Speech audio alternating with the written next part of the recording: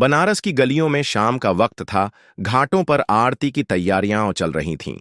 महात्मा गांधी काशी विद्यापीठ MGKVP के students campus में अपनी दुनिया में मग्न थे। उन्हीं में से एक था अर्जुन मल्होत्रा, एक साधारण परिवार से आने वाला लड़का। बनारस के महात्मा गांधी काशी विद्यापीठ MGKVP में छात्र था। पढ़ाई में अच्छा था, लेकिन उसका असली जुनून बिजनेस और टेक्नोलॉजी में था। अर्जुन को आयुषी अग्रवाल से प्यार था, जो कॉलेज की सबसे खूबसूरत और अमीर लड़कियों में से एक थी। आयुषी की हर अदा पर लड़के मरते थे, लेकिन अर्जुन सिर्फ उसे दिल से चाहता था, दिखावे के लिए नहीं। अर्जुन ने कई महीनों तक अपनी फीलिंग्स को दबाए रखा, लेकिन एक दिन गंगा किनारे के घाट पर उसने आयुषी को प्रपोज कर दिया। आयुषी पहले तो हंस पड़ी, फिर उसकी आवाज तीखी हो गई। तुम सोच भी कैसे सकते हो कि मैं तुम्हारे जैसी क्लास के लड़के के साथ रहूंगी? तुम किसी छोटे गांव से आए हो और मुझे प्रपोज कर रहे हो? अपने स्टेटस को देखा है?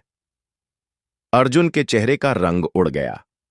वहां मौजूद कुछ लड़कों ने मजाक उड़ाया, कुछ लड़कियों ने फुसफुसाना शुरू कर दिया। अर्जुन ने हमेशा सोचा था कि प्यार दिल का रिश्ता होता है, लेकिन आयुषी ने उसे सिर्फ स्टेटस तक सीमित कर दिया। अर्जुन के साथ हुए इस हादसे के बाद धीरे धीरे कॉलेज में आयुषी की इमेज पर असर पड़ने लगा, लेकिन उसकी गलतफहमी जल्दी नफरत में बदल गई जब कुछ लोगों ने अफवाहें फैलानी शुरू कर दी कि आयुषी ने अर्जुन को ठुकराकर उसकी जिंदगी खराब कर दी। आयुषी अब कॉलेज में असहज महसूस करने लगी।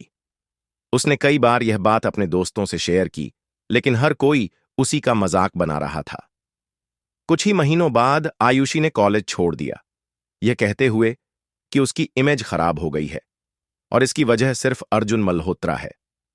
अर्जुन अब भी अकेला था, लेकिन अब वह पहले जैसा नहीं रहा था। उसका दिल पत्थर सा हो गया था।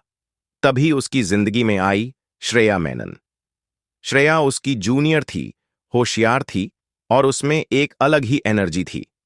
उसे टेक्नोलॉजी और कंप्यूटर में गहरी रुचि थी। जब भी किसी को साइबर सिक्योरिटी से जुड़ी कोई परेशानी होती, तो वह अर्जुन से मदद मांगती। धीरे धीरे दोनों के बीच दोस्ती गहरी होती गई। श्रेया को खुद भी पता नहीं चला कि कब वह अर्जुन को पसंद करने लगी। एक दिन श्रेया ने हिम्मत जुटाई और अर्जुन को प्रपोज कर दिया। अर्जुन ने उसकी आंखों में देखा, लेकिन वह चुप रहा। कुछ सेकंड बाद उसने कहा, श्रेया, मैं तुमसे झूठ नहीं बोलूंगा। मेरा दिल एक बार टूटा है और मैं नहीं जानता कि इसे दोबारा जोड़ पाऊंगा या नहीं। मुझे सोचने का समय दो। श्रेया ने जबरदस्ती मुस्कुराने की कोशिश की और कहा, ठीक है अर्जुन, मैं इंतजार करूंगी। इसके बाद अर्जुन और श्रेया और भी करीब आ गए। दोनों साथ में बनारस की गलियों में घूमते, घाट पर घंटों बैठकर बातें करते, कभी कभी थिएटर में फिल्में देखने जाते। धीरे धीरे अर्जुन को भी एहसास होने लगा कि शायद वह भी श्रेया को पसंद करने लगा है। 2012 शुरू हो चुका था। टेक्नोलॉजी तेजी से बदल रही थी। स्मार्टफोन का जमाना आ रहा था, लेकिन अर्जुन अब भी अपने पुराने कीपैड फोन से काम चला रहा था। अब तक अर्जुन और श्रेया भी एक रिश्ते में थे।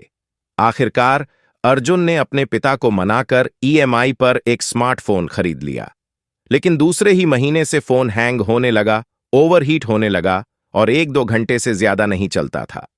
आखिरकार अर्जुन और श्रेया सैमसंग सर्विस सेंटर गए। फोन की जांच के बाद स्टोर वाले ने कहा, भाई, ये सैमसंग का फोन ही नहीं है। किसी ने सिर्फ सैमसंग का स्टिकर लगाकर तुम्हें बेचा है। पूरा फोन नकली पार्ट्स से बना है। अर्जुन को जैसे झटका लगा हो।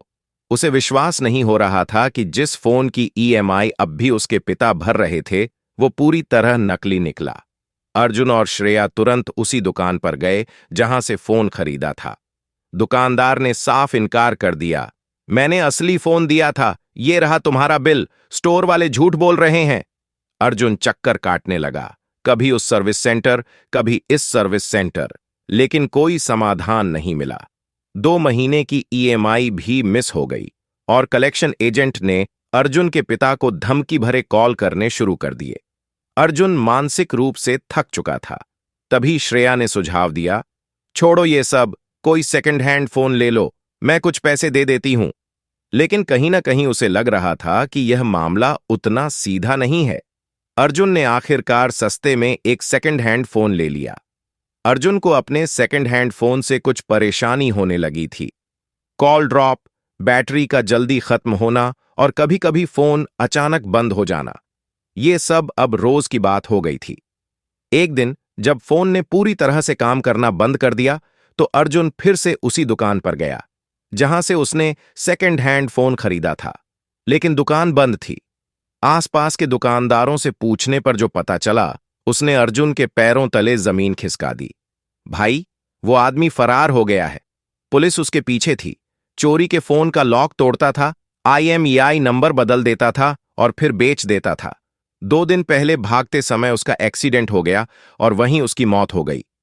अब अर्जुन के लिए यह सिर्फ एक फोन की समस्या नहीं रही, बल्कि एक गंभीर मुसीबत बन गई थी। अर्जुन दुकान से बाहर निकला और तुरंत श्रेया को फोन किया। श्रेया, मुझे तुमसे अभी मिलना है।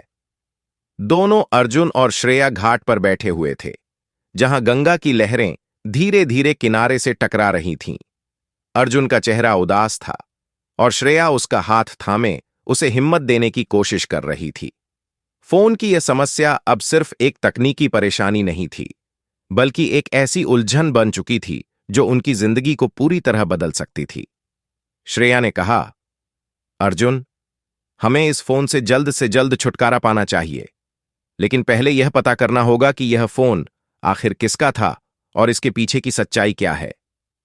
अर्जुन ने गहरी सांस ली और बोला, तुम ठीक कह रही हो श्रेया, मैं इसे ऐसे ही नहीं छोड़ सकता। मुझे लगता है कि मेरे साथ कोई बड़ा खेल खेला गया है।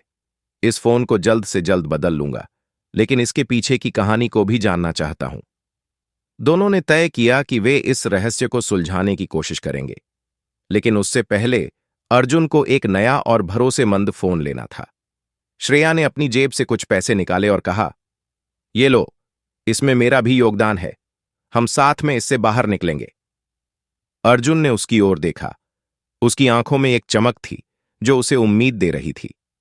उसने मन ही मन सोचा, शायद श्रेया ही मेरी जिंदगी का वो सच है जिसे मैं ढूंढ रहा हूं। लेकिन अभी कहानी यहीं खत्म नहीं हुई थी। अर्जुन और श्रेया की लव स्टोरी में बहुत बड़ा ट्विस्ट आने वाला था। क्या यह फोन सिर्फ एक संयोग था या इसके पीछे कोई गहरी साजिश छिपी थी? क्या अर्जुन का अतीत फिर से उसका पीछा करने वाला था? इन सवालों के जवाब अगले हिस्से में मिलेंगे। कहानी जारी रहेगी। अगला भाग जल्द आएगा। अगर आपको विज्ञान, तकनीक, टाइम ट्रैवल और साइबर दुनिया से जुड़ी शानदार कहानियां पसंद हैं और आप और भी रोमांचक वीडियो देखना चाहते हैं, तो हमारे चैनल को अभी सब्सक्राइब करें और बेल आइकन दबाएं ताकि कोई भी नई कहानी आपसे छूट न जाए।